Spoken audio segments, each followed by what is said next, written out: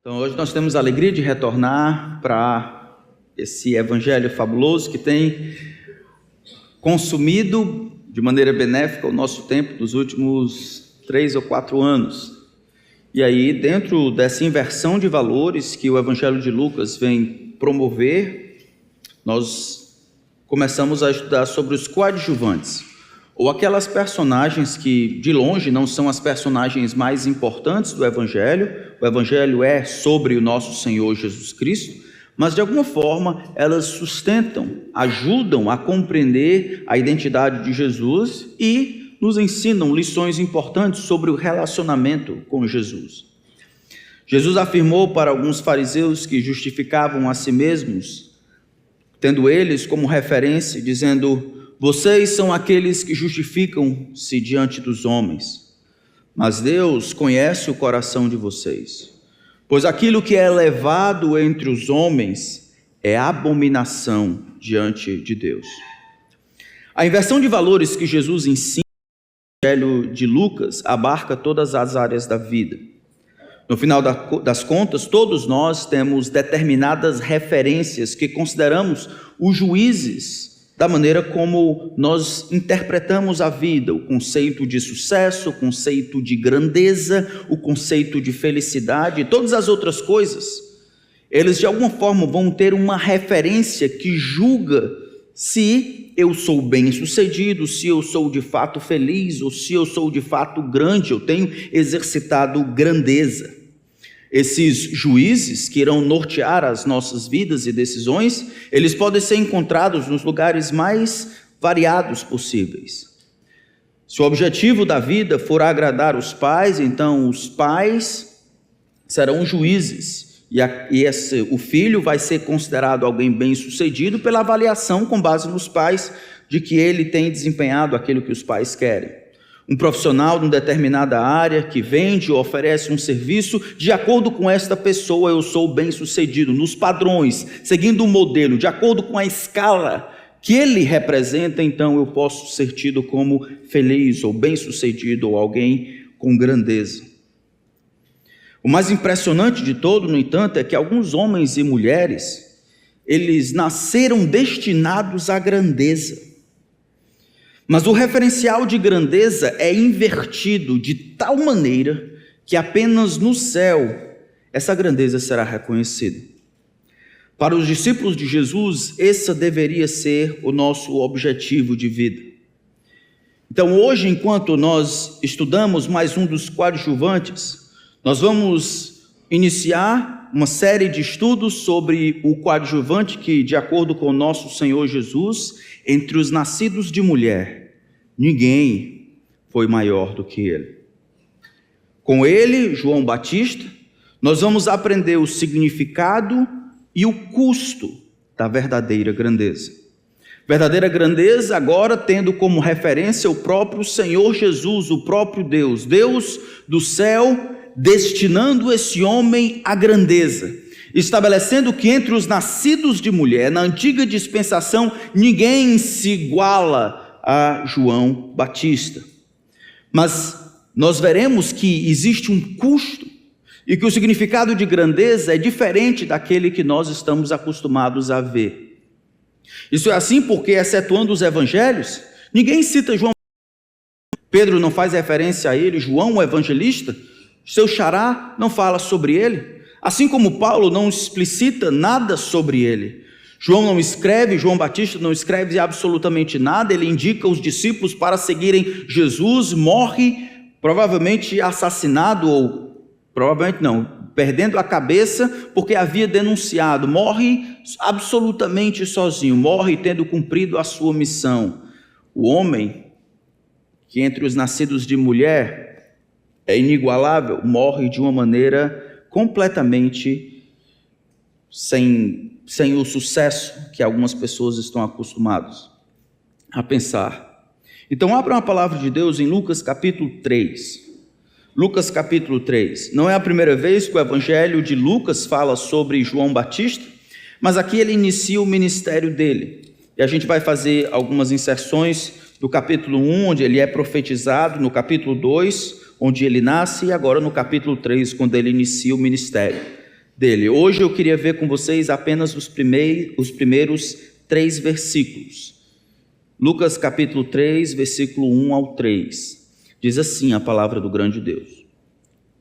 No 15º ano do reinado de Tibério César, sendo Pôncio Pilatos governador da Judéia, Herodes tetrarca da Galiléia, seu irmão Filipe tetrarca da região da Itureia e Traconites, e Lisânias tetrarca de Abilene, sendo sumos sacerdotes Anás e Caifás, a palavra de Deus veio a João, filho de Zacarias, no deserto. Ele percorreu toda a região nas imediações do rio Jordão, pregando o batismo de arrependimento para a remissão de pecados. Vamos orar. Senhor, enquanto nós iniciamos esse estudo, que a Tua palavra deseja nos ensinar, eu acredito, é a percebermos grandeza e sucesso de uma perspectiva completamente diferente, tendo o Senhor como referência. Que aquilo que é exaltado entre os homens é abominação aos olhos do Senhor. Mas nós precisaremos olhar no fundo do nosso coração e fazermos aquela difícil atividade de sondar o nosso coração. Que a Tua palavra seja a nossa regra. Que o Teu Espírito Santo seja o nosso professor. E que ao final desse tempo o Senhor receba a glória. O Senhor nos dê um coração disposto a sermos grandes aos olhos do Senhor. Nos ensina então o significado e o custo da verdadeira grandeza por meio do ministério e do insucesso de João Batista. Em nome de Cristo. Amém. Vocês veem bem, o nosso texto inicia tentando estabelecer onde aconteceu, quando aconteceu as coisas que ele está prestes a dizer. João Batista, como eu falei, ele não aparece aqui simplesmente. No capítulo 1, os pais dele, Zacarias e Isabel, recebem uma visita muito importante do anjo Gabriel, dizendo que eles seriam pais de alguém muito importante. E esse menino, ele vai dizer, ele está destinado à grandeza. Ele vai ser chamado profeta do Altíssimo, ele vai correr adiante, preparando o caminho do Senhor. Ele vai ser o cumprimento daquela profecia, voz do que clama no deserto, preparai o caminho do Senhor, endireitai as suas veredas, façam caminhos aplainados, preparem-se para a vinda do grande rei. Mas o texto vai nos dizer que por muito tempo, João Batista permaneceu no isolamento e no anonimato completo. Agora, depois de uns 30 anos, é que ele vai se manifestar publicamente. E é importante para Lucas, como historiador, dizer quando essas coisas acontecem. É importante para ele que isso seja registrado na história, porque o evangelho, ele só é válido, ele só é importante, não é porque alguém disse que ele é, mas porque ele encontra a sua existência, sua efetividade em fatos históricos, em eventos que de fato aconteceram em determinado momento da história. Não é uma pregação, os discípulos não pensaram que Jesus havia ressuscitado e eles florearam, acrescentando determinadas virtudes àquele que era seu herói e havia sido morto de maneira vicária, de maneira bonita, como um herói lutando por justiça. Jesus não tem nada a ver com Mahatma Gandhi, Jesus não tem nada a ver com Siddhartha Gautama, Jesus não tem nada a ver com todos os heróis que aparecem na história, Mandela e outros. Jesus é Deus, homem, vivendo uma vida perfeita, realizando a vontade do Pai, e tudo que foi dito a respeito dele, seus milagres, seus ensinos, seu requerimento, sua ressurreição precisa ser constatado na história, porque se não é história, não é verdade. Não sendo verdade, não tem completa validade nenhuma. E Lucas deseja que esses a quem ele escreve, tenham certeza, Teófilo primariamente, mas também você. Onde é que você passou isso? Isso não foi uma história que alguém inventou e outro contou, isso não foi um telefone sem fio, não, essas coisas aconteceram e ele dá uma lista que começa do maior para o menor. Não, aconteceu ali, exatamente no 15º ano de Tibério César. Tibério César, o imperador romano, começa a reinar no 14 depois de Cristo, e vai até mais ou menos o 39, então ali entre 28 e 29 é quando isso de fato acontece, 15 anos depois de ele iniciar o seu trabalho de imperador, que começa ali no ano 14 depois de Cristo. Abaixo dele estava o governador ou o prefeito daquela região da Judéia, Pôncio Pilatos, que nós vamos conhecer mais na frente. Ele representava na Judéia a autoridade romana, e abaixo dele estavam algumas tetrarquias. No Novo Testamento aparecem muitos Herodes, e por causa disso nós precisamos saber que Herodes é esse aqui. Herodes o Grande era idumeu, e ele havia, por meio de conversas e tal, e pactos políticos, havia recebido a autorização da parte de Roma de controlar todo aquele momento. Herodes, chamado Herodes o Grande, Herodes, aquele que havia feito grandes construções, que havia reconstruído o templo, esse Herodes, é chamado Herodes o Grande, é aquele que persegue Jesus quando Jesus nasceu e ainda era infante. É ele que manda matar todo mundo, todas as crianças de 2 anos para baixo ali em Belém da Judéia. Este Herodes, ele morre. E aí, ele morrendo, o seu reinado, isso é, o seu governo, é dividido em tetrarquias. E ele diz muito bem essas tetrarquias. Ele diz, Herodes, aqui esse Herodes é Herodes Filipe, tetrarca da Galileia, Herodes Antipas, que é o tetrarca da Galileia, seu irmão Filipe, Herodes Filipe, tetrarca da região da Itureia e Traconites, Lisânias, outro tetrarca, uma subdivisão daquela grande governo de Herodes o Grande, de Abilene, e aí os sumos sacerdotes, ou seja, as autoridades religiosas na época em que Jesus exerce o seu ministério, Anás e Caifás. Anás era o mais velho, Anás era sogro de Caifás. Então, vocês sabem, pela ordem, pela lei, deveria haver apenas um sumo sacerdote, ele tinha o seu exercício de maneira vitalícia. Mas esse Anás, ele parece que tinha muita influência. Antes de Caifás exercer o sumo sacerdote, o filho dele, filho de Anás, Eleazar, havia trabalhado, e agora ele havia dado sua filha para Caifás. Caifás exercia o sumo sacerdote, assim como Anás. Por isso que a gente tem essas duas coisas, essas duas pessoas trabalhando de maneira indevida, só politicagem. E aí, diante de tudo isso, dessa explicação clara de quando isso aconteceu, de quem estava no controle, de personagens históricas ali, o texto parece que foca a atenção que, a despeito de tudo isso, a despeito de todas essas pessoas importantes, de todas essas pessoas com grandes nomes, grandes responsabilidades, grandes atribuições, da quantidade esmagadora de governantes que poderiam de alguma forma serem candidatos a abrirem a boca em nome de Deus e permitirem que o reino avançasse, que finalmente aquele silêncio profético da parte de Deus tivesse um fim. A palavra do Senhor veio a João. É isso que o texto parece migrar. No final do versículo 2, ele diz, sendo sumo sacerdotes Anás e Caifás, a palavra de Deus veio a João. A palavra do Senhor veio a João. Que João, filho de Zacarias, para nos dizer que esse filho de Zacarias é aquele que foi nascido de maneira milagrosa, aquele que é encontrado no deserto. Esta frase, a palavra de Deus, é uma frase comum para falar sobre a decisão da parte de Deus de chamar alguém para ser um profeta. Jeremias capítulo 1, por exemplo, versículo 1 diz que a palavra de Deus veio a Jeremias.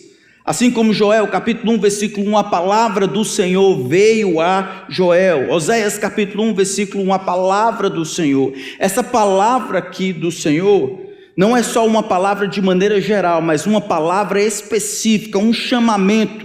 É um requerimento da parte de Deus para que algo que havia sido preparado anteriormente agora tenha livre curso. Irmãos, estamos vendo aqui um tempo de preparação. E todos esses 30 anos que se passaram na vida de João, agora chegou um momento em que ele finalmente tem o seu ministério público. Eu fico pensando sobre isso, irmãos. 30 anos foi o que ele demorou, 30 anos foi o que Deus utilizou para prepará-lo para esse momento. A gente não vê nesse chamamento nenhuma restrição, a gente não vê ele parando, não vê ele conjecturando. Parece que quando Deus o chama, quando a palavra do Senhor, essa palavra específica, essa declaração da parte de Deus para que ele execute alguma coisa, parece que quando isso acontece, João já sabe o que deve fazer, João já sabe quem ele é, João tem uma ideia da sua missão, ele sabe como ser bem-sucedido, isso é, como realizar aquilo que Deus espera dele. Havia 430 anos desde que Deus tinha falado por meio de um profeta. Longos 430 anos desde que Deus tinha falado por meio do profeta Malaquias. Agora, Deus finalmente vai interromper o silêncio por meio desse chamamento do profeta João para reiniciar, restabelecer e realizar o plano de Deus. Se você voltar no capítulo 1, olha no versículo 15, quando Deus ainda está falando para Zacarias, no versículo 13 ele disse: não tenha medo, Zacarias, a sua oração foi ouvida. Isabel, sua esposa, dará à luz um filho, a quem você dará o nome de João. Você ficará alegre e feliz, e muitos ficarão contentes com o nascimento dele. A razão é que ele será grande diante do Senhor, não beberá vinho, nem bebida forte, será cheio do Espírito desde o ventre materno. Quem ele era e o que ele iria fazer, versículo 17, ele irá diante do Senhor no espírito e poder de Elias para converter o coração dos pais aos filhos e converter os desobedientes à prudência dos justos e habilitar para o Senhor um povo preparado.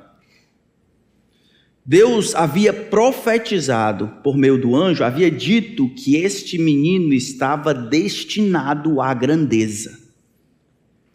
Mas essa grandeza seria uma grandeza diante de Deus. E eu acho que aqui é onde a gente pega.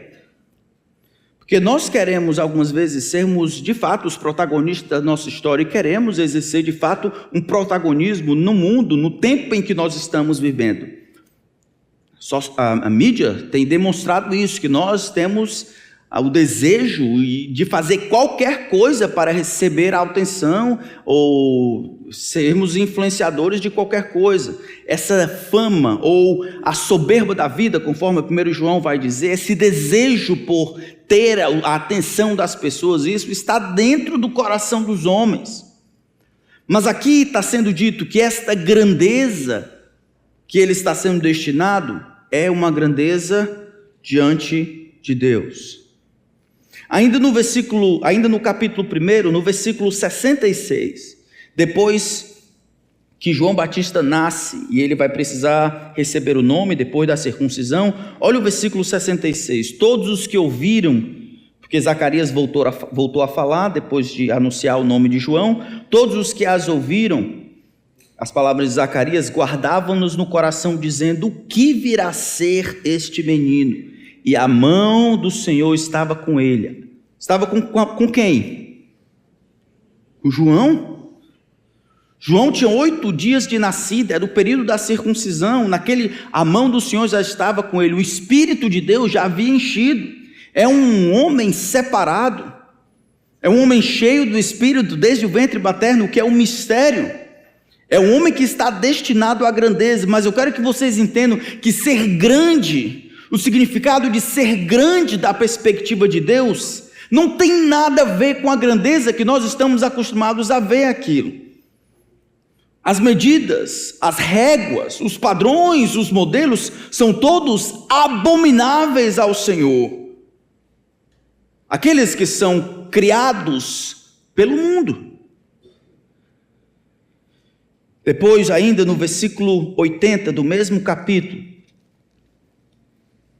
No versículo 80 do mesmo capítulo, o capítulo 1 diz que o menino crescia e se fortalecia em espírito, e viveu nos desertos até o dia em que havia de manifestar-se a Israel. Aqui é uma nota importante, porque quando as palavras do Senhor vêm a ele, dizendo, agora é o momento, onde é que Deus encontra João?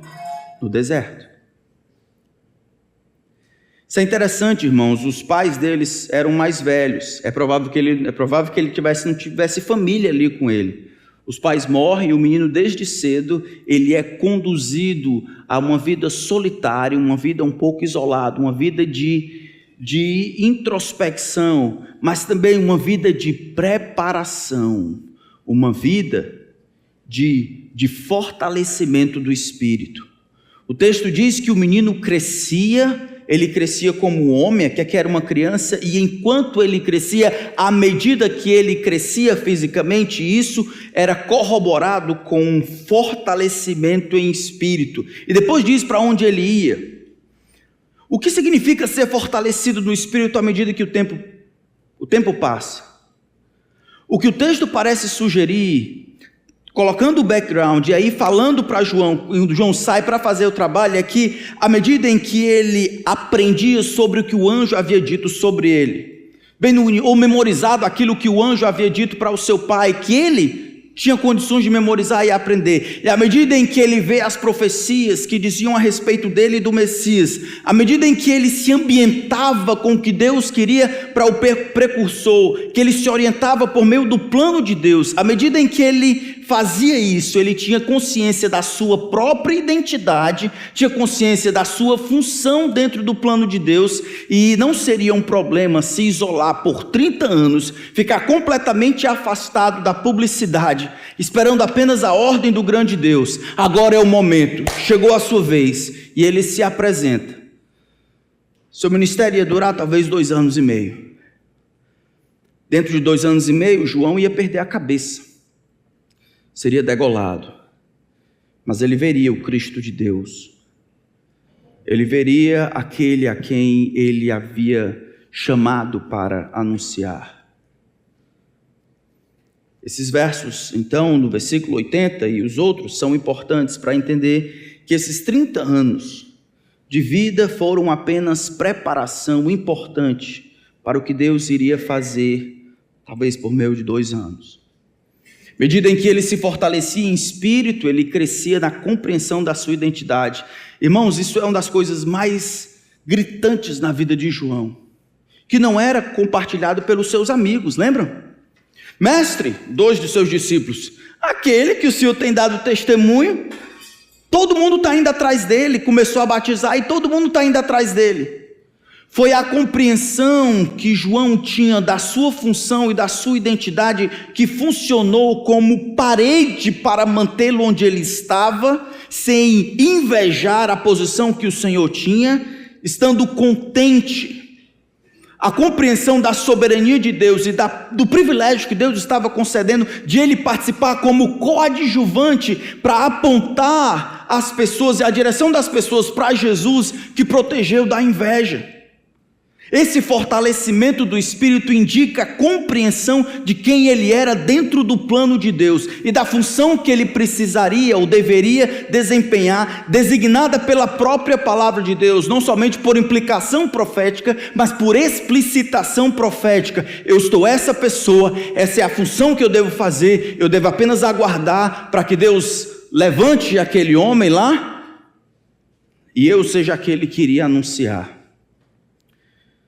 Sabe qual é a cura da inveja? A cura de você não invejar o cabelo da outra, não invejar o corpo da outra, o dinheiro do outro, o carro do outro, o trabalho do outro, o casamento do outro, a saúde do outro, o tempo do outro, a casa do outro. A cura é compreender quem você é, quem Deus diz que você é. E à medida que você cava como Deus lhe fez, como Deus lhe desenhou, as funções, as lutas, as dificuldades e os dons que Ele colocou para que você desempenhe o papel de coadjuvante dentro desse plano de Deus que não é sobre você. É à medida em que você fortalece o seu espírito pela verdade de Deus, ao invés das réguas e modelos que o mundo tem. quem não aceita o que Deus planejou para si, sempre estará descontente e invejoso. Sempre. Sempre terá uma dose de insatisfação. Um olhar no canto aqui dos olhos que diz: ah, se eu tivesse, mas se eu fosse ali, aquele dom, se eu falasse como ele, se eu pregasse como ele, se eu cozinhasse como ela, Isso é fraqueza de espírito. Nós nos fortalecemos à medida em que nós permitimos que a verdade construa, a verdade diga quem nós somos e o papel que precisamos desempenhar dentro do plano de Deus. Esse é uma compreensão clara do significado de sucesso para João. Naquela conversa que ele teve em João capítulo 3, com os seus discípulos, ele ilustra falando para os discípulos: o que tem a noiva é o noivo. A atenção agora está sendo deslocada de mim para ele, porque ele é o noivo. Ele é o noivo, eu não, eu sou o amigo do noivo, eu sou aquele que prepara, que ajuda, que rala, que trabalha para que ele receba as atenções. Na verdade, ele diz, não é resignação que eu sinto, muito menos inveja, na verdade eu sinto alegria. Esta alegria, ele diz, já se cumpriu em mim, então convém que ele cresça e eu diminua. Meus irmãos, nós nunca chegaremos a não somente falar, mas sentir dessa maneira quando nós tivermos dúvidas, incompreensão ou insatisfação do plano de Deus para nós. O que Deus tem traçado para nós, isso é determinado pela palavra de Deus. O que a palavra de Deus diz que você é. E talvez, é provável que não tenha profecias preditivas sobre a sua função, mas existem planos e proposições na palavra de Deus que determinam quem você é e como você deve fazer. É pai, é mãe, é trabalhador, é missionário, é pastor, é marido, é esposa. A verdade de Deus vai orientar de maneira a tirar essa insatisfação, e você aceita isso como providencialmente a verdade de Deus para você e se alegra em se submeter à vontade de Deus. Eu acho que João, nesses 30 anos de preparação, eu acredito que ele havia memorizado o que o anjo havia dito sobre ele e havia acrescentado as muitas verdades da palavra de Deus, das profecias que falavam sobre o precursor e o que ele iria fazer. Ele não ficou parado, não ficou dormindo, esperando que Jesus ou que Deus chamasse. Enquanto ele crescia e se fortalecia o Espírito. Interessante aqui, uma outra aplicação, ele se fortalecia, mas não é dito muito dos seus pais. Vocês veem aí? Vocês veem Zacarias ensinando? Não estou dizendo que Zacarias era justo, é provável que ele tenha ensinado, mas a gente não vê Zacarias e Isabel treinando, talvez eles tenham morrido tempo depois. Ele crescia sozinho. E eu sei que é responsabilidade dos pais ensinarem seus filhos e criá-los na disciplina e na admoestação do Senhor. Você é pai, você é mãe, é sua responsabilidade. Agora, você que é jovem, você que é adolescente, pare de culpar o seu pai, pare de culpar a sua mãe, crie vergonha e vá estudar. Ame a palavra de Deus, memorize as escrituras, fortaleça o seu espírito. Pare de ficar fazendo outras coisas, passando o tempo todo brincando de boneca ou brincando de videogame. Cresça. Ame o Senhor, fortaleça o seu espírito, porque o mundo é difícil. É Deus que é bom, mas a vida mesmo é difícil. E quando Deus lhe chamar para outras coisas, quando Deus lhe chamar para algo mais difícil, você está com o coração fortalecido, você sabe quem você é dentro do plano de Deus, como Deus lhe fez e como Deus pode lhe usar para o benefício do reino. Existe uma mentira de que os jovens só podem servir quando se tornam adultos. Existe uma mentira de que o cântico que diz: criança não trabalha, criança dá trabalho. É assim? É mentira. Criança trabalha e dá trabalho. São as duas coisas. Então ensine os seus filhos a se fortalecerem no Espírito. Não exima a responsabilidade, mesmo pequena que eles têm, de lidarem com a verdade de Deus, de lidarem com aquilo que aprende no AIO, com aquilo que aprendem aqui. Pergunte o que eles estão fazendo com as verdades que eles estão aprendendo, quais são as implicações, quais são as aplicações, como o coração, a vida deles tem sido fortalecida pela palavra de Deus. Quando Deus chamá-los para algo maior, eles consigam de fato fazer o que Deus quer. Quando perguntaram por sua identidade, João já sabia quem ele era. O texto diz que ele vivia no deserto, é onde ele encontra. Alguns vão dizer que João ele participava de uma seita chamada de essênios.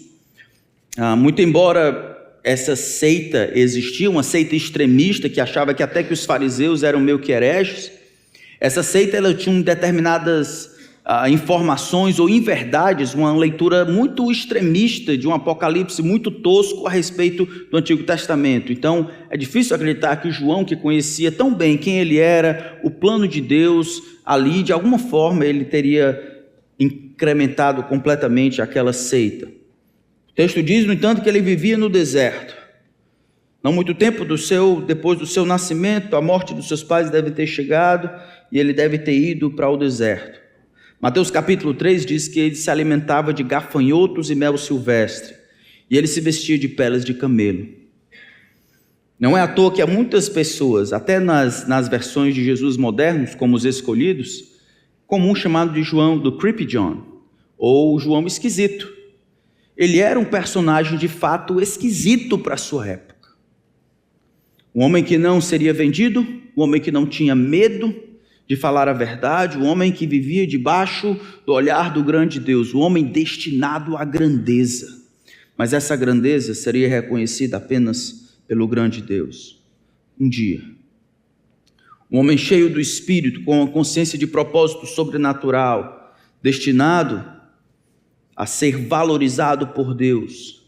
E o custo disso é que ele seria abominável e desprezível aos olhos dos homens. Essa disparidade que nós vemos aqui, voltando para o nosso texto de Lucas 3, depois de todas essas autoridades, a palavra de Deus, no entanto, veio a João. A palavra de Deus veio a João. É que Deus vai decidir continuar o seu plano, não por meio dessas pessoas, mas por meio de João.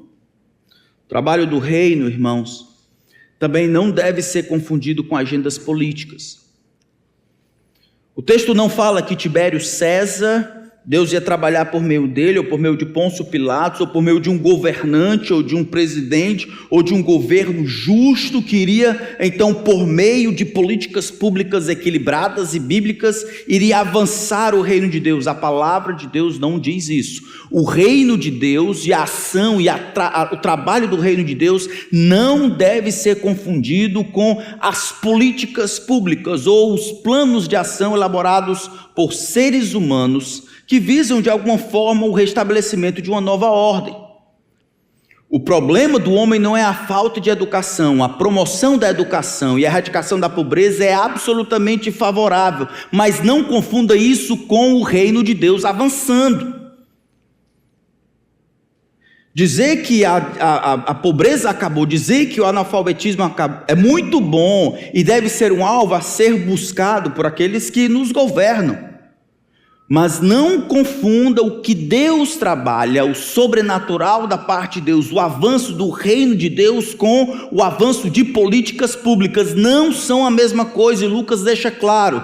Tibérios fazia isso, Pilatos esses eram os governantes. A palavra de Deus, o plano de Deus, a ação de Deus, o silêncio é quebrado por meio de alguém que está no deserto, não por meio desse pessoal que está ali. E a implicação é clara. O reino de Deus não pode ser manufaturado pela engenhosidade humana. Todas as áreas da vida devem ser afetadas, obviamente, pela inauguração do reino de Deus e a submissão voluntária dos homens ao governo e à autoridade do Rei Jesus. Mas não se deve confundir as coisas. O reino de Deus não pode ser manufaturado, não pode ser construído, não pode avançar por meio da engenhosidade humana. O reino será consumado na vinda do nosso Rei Jesus, para governar esse mundo a partir de Jerusalém. Então o reino terá um aspecto político e geográfico. Mas essa disparidade aqui também entre as autoridades e João também nos ajuda a entender a ação de Deus e a escolha que ele faz para pessoas que não são tão importantes. Nós já vimos isso quando Deus resolveu falar sobre o seu plano para os pastores anônimos, Zacarias e Isabel, velhos, estéreis. Ou Maria, uma jovem que morava numa cidadezinha de Belém. Ou Ana, uma viúva que não tinha muito para oferecer, simplesmente orava e glorificava a Deus com aquilo que não tinha. Todas essas personagens coadjuvantes são exemplos de que Deus não trabalha como nós trabalhamos. Pessoas de poder, pessoas famosas, políticos, ricos, importantes, para nós seriam as pessoas que nós colocaríamos na vanguarda. Se Deus salvasse aquele camarada ali, se Deus salvasse aquele ricão ali, aquele famoso ali, aquele camarada ali, se ele salvasse, aí você ia ver o reino avançar. Como é que é? Deus não precisa disso e normalmente Ele não faz assim. Como a gente fala assim, como se a credibilidade do Evangelho dependesse da resposta que essas pessoas dão a Ele. Deus não trabalha como nós trabalhamos. 1 Coríntios 1, versículo 26 em diante diz: irmãos, considerem a vocação de vocês. Não foram chamados muitos sábios segundo a carne, nem muitos poderosos, nem muitos de nobre nascimento. Pelo contrário, ele diz: Deus escolheu as coisas loucas do mundo para envergonhar os sábios, e escolheu as coisas fracas do mundo para envergonhar as fortes. E Deus escolheu as coisas humildes do mundo e as desprezadas e aquelas que não são, para reduzir a nada as que são, a fim de que ninguém se glorie na presença de Deus. O dinheiro que você tem não impressiona Deus. Os títulos que você tem não causam espanto em Deus. A história que você tem, a experiência que você tem, a inteligência que você tem, as oportunidades que você tem, são nada diante do grande Deus. E a única maneira de você receber dele misericórdia é reconhecendo que essas coisas não são nada mais senão bênçãos vindas do grande Deus, que em sua misericórdia deu a você por meio dos seus pais, a educação que você tem, as oportunidades, a boca que você tem para falar, que deixa o seu cérebro funcionando, e todas essas coisas são fruto simplesmente da direção, da soberania, da provisão, da providência do grande Deus. Isso não torna você especial ou um candidato a súdito do rei, porque no reino de Deus só um recebe as atenções. Ninguém se glorie na presença do Senhor. Enquanto o título dos poderosos aparece, a palavra de Deus vem a João, no deserto, comendo gafanhoto e mel silvestre, se vestindo de pele de camelo, no anonimato do deserto da Judéia. E é ali que o reino vai avançar. Mas essa é a preparação.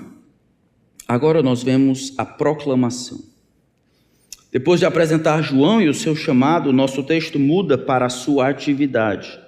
Nós vamos encerrar aqui.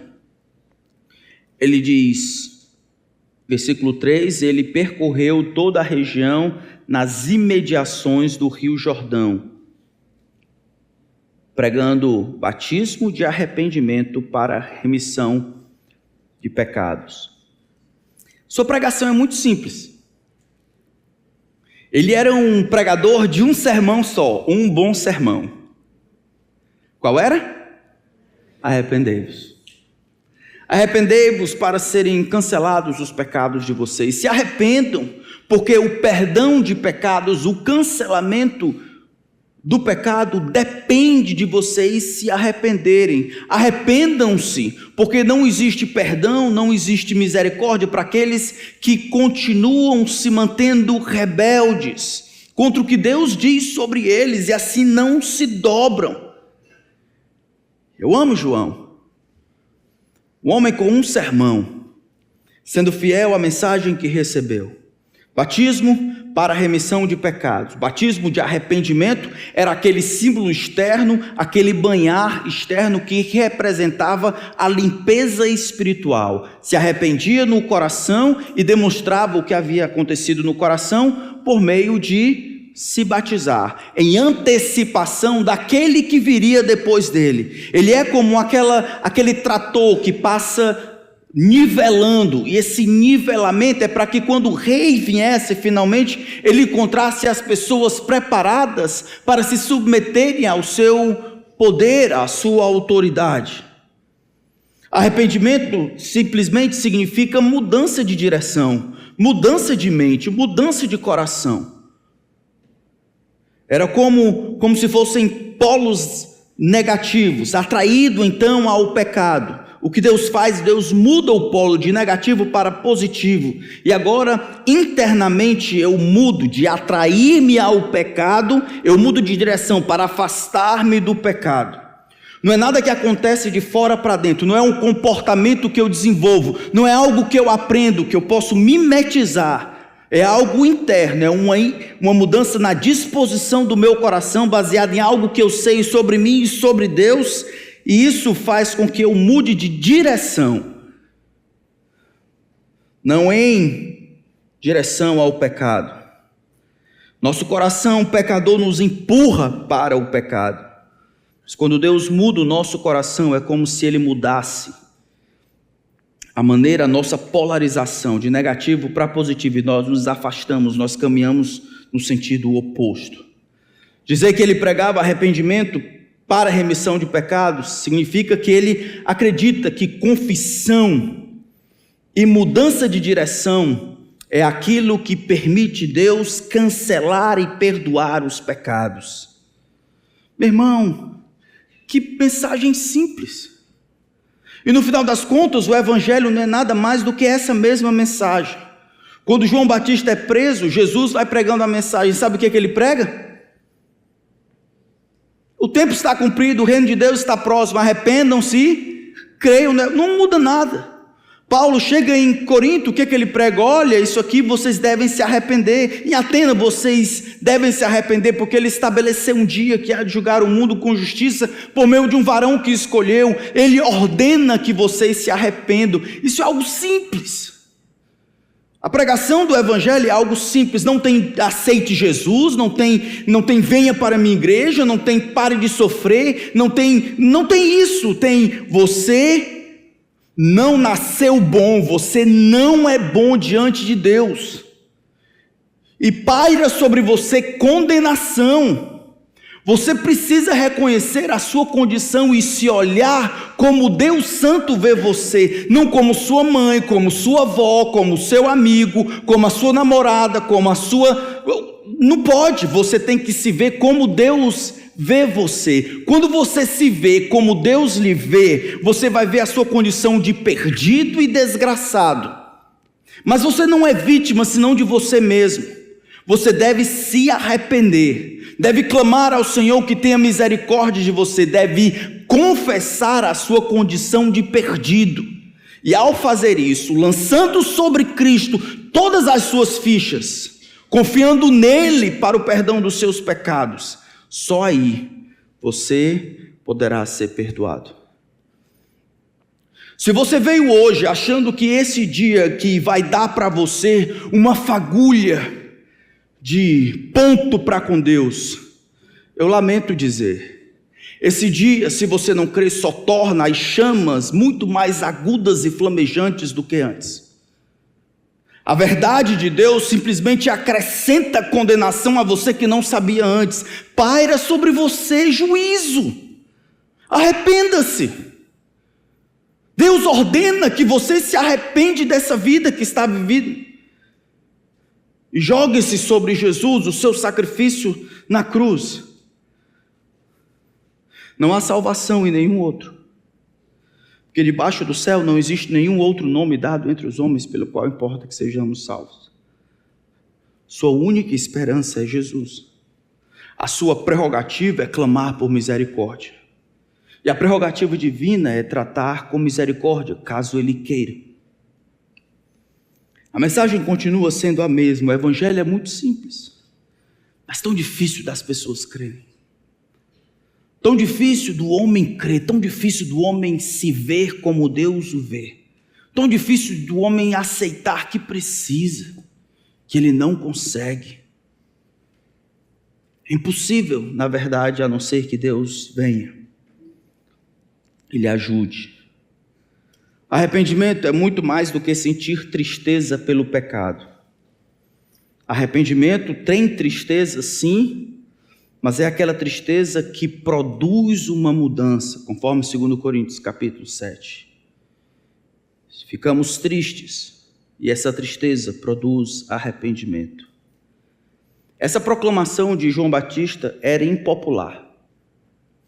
No final dessa sessão, do versículo 20, diz que João, porque pregava arrependimento para todas as pessoas, governantes, tetrarcas, ele vai ser preso.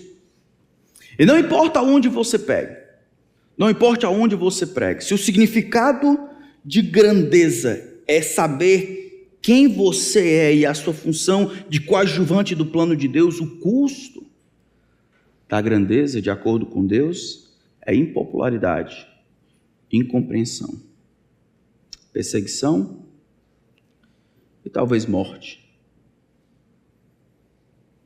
João Batista vai ser preso porque ousou confrontar um pecador de renome. Eu não sei qual é a tua situação, mas esse homem grande diante do Senhor, ele não vai ser lembrado depois daqui. Na galeria dos heróis da fé, em Hebreus capítulo 11, não é dito de João Batista, não se fala sobre ele. O escritor poderia ter dito Paulo, Pedro, João, Judas, ninguém fala de João Batista. O maior entre os nascidos de mulher, viveu no deserto, morreu solitário, cumpriu, no entanto, o seu ministério de apontar as pessoas para o Messias. Nasceu destinado à grandeza, mas essa grandeza tem como referencial o grande Deus. O que você quer ser quando crescer? Essa é uma pergunta legítima, irmãos, porque você vive, assim como eu, com uma referência. A referência a quem você de fato quer agradar, a quem você quer aparecer, a quem você quer receber elogios, a quem você quer satisfazer. João Batista nos ensina o significado e o custo da verdadeira grandeza.